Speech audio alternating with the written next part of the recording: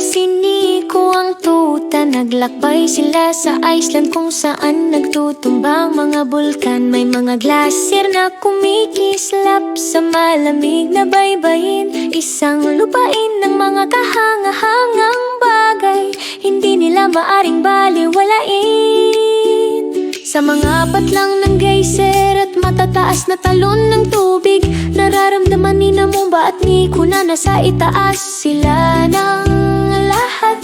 May mga lawa sa krater at agos ng lava. Tinutuklas nila ang Iceland kung saan lumalago ang kahandaan sa pakikipagsapalaran. Si Momba at Nico tumatakbo sa pamamagitan ng niyebe sa loob ng mga yungib ng yelo, mga geyser at mga lugar na pupuntahan. May mga kahangahangang bulkan, tumatalon sila at naglalaro sa Iceland. Hindi malayo ang saya. Mula sa Blue Lagoon na napakainit at nakakaakit, sa Golden Circle kung saan ang mga tanawin ay nakakaengganyo. Si Momba at ni Nico ay nag-aabang ng mga talon ng tubig. Sa mga himala ng Iceland sila'y nakatayo.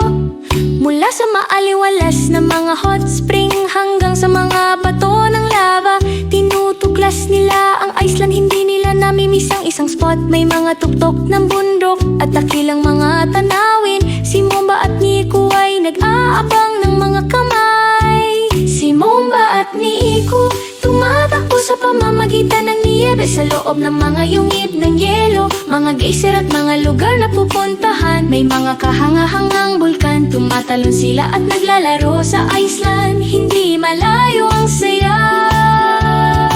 Sa Northern Lights na nagpapailaw sa gabi, nararamdaman ni Momba at ni Nico ang mahika sa paningin sa kagandahan ng Iceland. Tumatalon sila, tumatakbo, naghahabol ang mga pakikipagsapalaran at nag-enjoy sa saya. Si Momba at Nico,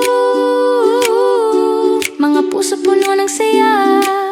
Sa Iceland, wala silang takot. Mula sa mga hot spring hanggang sa matapang na mga bulkan, ang kanilang pakikipagsapalaran sa Iceland ay isang kahangahangang tanawin na dapat masaksihan.